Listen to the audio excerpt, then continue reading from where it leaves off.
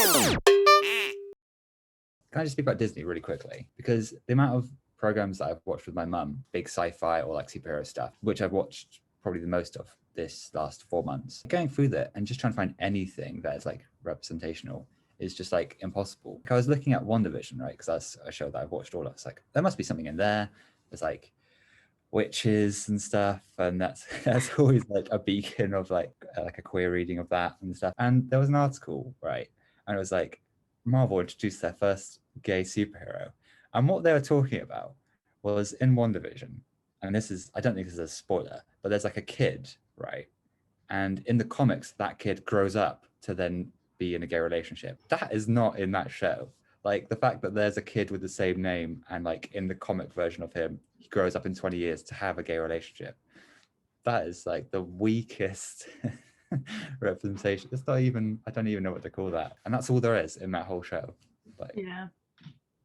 And then the same with like The Mandalorian. I was like, oh, 2 seasons of that. There must be something in there. I've watched all of that. I have kept up with maybe like the huge TV releases. Like those are like 2 of the huge things, and some other ones as well. And when people are saying like, oh, there's like gay characters and everything, there really isn't. Like it's very easy to avoid. Like you have to actively like go out of your way to find shows that have any sort of representation. The big things like the huge blockbusters do not have it, and the huge blockbuster TV shows do not have it. That's a lie. Soaps, on the other hand, they know what they're doing, don't they? I guess this is like a half recommendation. I have been watching like EastEnders and Coronation Street regularly for various reasons. There is like several like queer storylines going on, which is interesting. There was 4 gay men on screen at one time the other day, and I was like, oh my this God. is Did your TV set like explode or a wibble at the side, and my nan was a bit worried.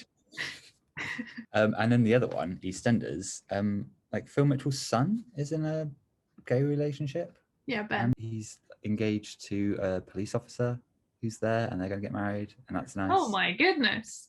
So much drama there, obviously. That must cause a lot of, wow. So it's like, yeah, they're just going on with it. It's great. Because my nan doesn't even speak about it. This is the important bit, right? Yeah. Because she texts all of them all the time, right? It doesn't click with her that is even something to think about other than it just being there, because it's been going on for so long in their storylines, which is really nice. My next recommendation is It's a Sin, the Channel 4 drama by Russell T Davies on the AIDS epidemic. So, where do you see yourself in 5 years' time? What do you want to be doing? What's the plan? I just want to be happy. I want to learn everything. I'll be stinking rich. He's going to London. London. I'm getting out of here. I'll be staying at 23 Piss Off Avenue, London, W fuck. The illustrators, men like us, have always been hidden away in secret. But then there's the real world. There's a million pubs and things. I love it here. So obviously it's harrowing, but majoritively great. But this is the bit I think is going to get me into trouble. I don't think the writing is great, or like, I just don't think it's as good as everybody says it is. I think that we have no stories set in or being told about gay people in the AIDS epidemic. So I think we're like, there's one. That's the best thing I've ever seen. It's good and important, and I'm glad that it's made. And it took like 5 or 6 years to be made. Have you seen it? No, I've not seen it yet. But what is interesting about what you've just said is all the preamble, all like the press stuff beforehand was about the struggle to have something set in that period of time. All the feedback or like reviews and stuff that I've seen about it have been about talking about that, which is really good, but at the same time it's not like a judgment on the quality of work, I guess. But the like community aspect of it, and they all live in this big house and they're like one big queer family, is great. I think the best thing about it is that it puts the blame on shame, and like family shame, and specifically mother's shame, which like I haven't seen anything else do and feels correct. Like also obviously there's a lot of blame on the government, but yeah, that it's the shame that'll get you.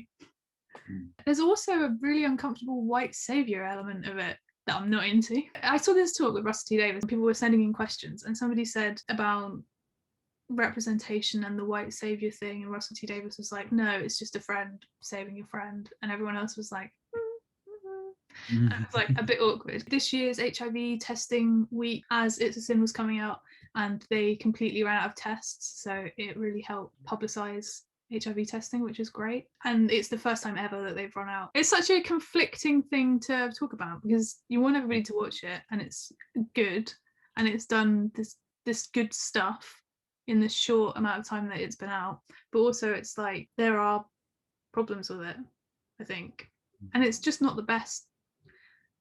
Things don't have to be the best, but I think that the writing is just a bit off. My next recommendation is Brooklyn Nine-Nine, first half of season 7, which was just released on Netflix like last week.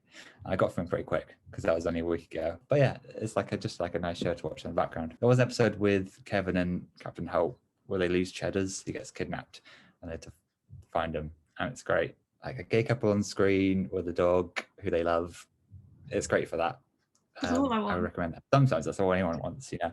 My next recommendation is Soulmates on Amazon Prime. It is a show about a world. It's this world, but there's a test that you can take and it will match you with your soulmate.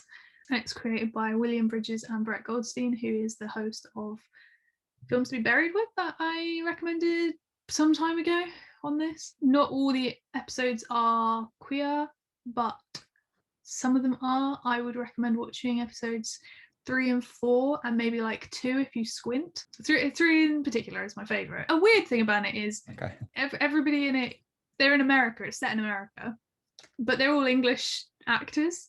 Like almost all of them are English actors. Why did they do that? Like, they're not all good at the accent. Why didn't they just get American actors? I've just got like some honorary mentions. I just have started watching Ash vs. the Evil Dead series 3 because Netflix had the first 2 on there that I've already watched, but they've just had the third one.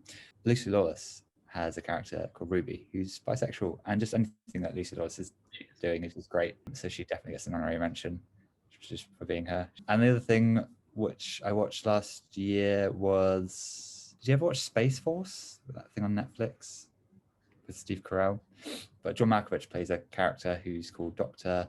Adrian Mallory, who is my honorary pick as well as a character. He was really good in something that wasn't that good. Like, I watched all of it and was like, that was fine. But that character was good. My last recommendation is Golden Boy, which is a comedy, a sitcom set in New Zealand. It's about a woman in her mid to late 20s who is a writer and returns home to live with her mothers and siblings and like work in the family shop, like having been at university in the city. That's the situation.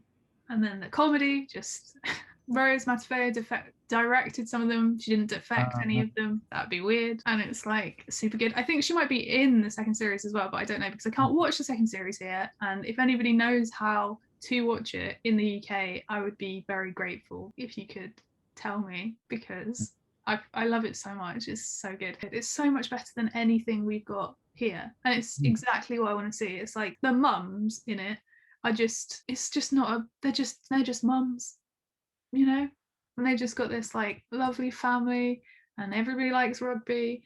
I love it. Honorable mentions, I always recommend books by Alice Oseman and the comic Heartstopper. I don't know if you remember, it's about the teenage boys, and they are making it into a Netflix series, a live action Netflix series, which is exciting. I mean, they haven't started filming it yet, so it's a bit of a weird recommendation, but there you go. Season 2 of Feel Good comes out soon. It just says coming soon everywhere. I'm really looking forward to that. The Mae Martin, Charlotte Ritchie, Lisa Kudrow. I mean, there's loads of people in it. I'm not going to name them all. Comedy. That was so good last year. The last series of Pose just shot. I don't want it to end, but it has ended, so I'm excited to see how that ends. And then final honorable mention is Riverdale, which is just remarkably still going. I don't know why I'm still watching. It's because I just need things to watch on the cross trainer. There's been a time jump, so now they're all 26 or something. Oh, and wow. Yeah, and there's a bit where 3 characters, so 2 gay guys and a bisexual woman, are having a baby together. And like they're going to be one big queer family, and I was like, this is great. I can recommend this on the. It didn't last the episode. The story arc did not. So, you know, but then something else good gay happened. Oh yeah, Kevin's got some shame still, and they're working that out because it's the shame that'll get you. That's also a recurring theme in my recommendations. So, sad note to end on. That was our recommendations for TV. If you have any recommendations that you would like to tell us about, or just leave in the comments below, then you can follow us at LGBTQ_review on Twitter, on Instagram as well now, right?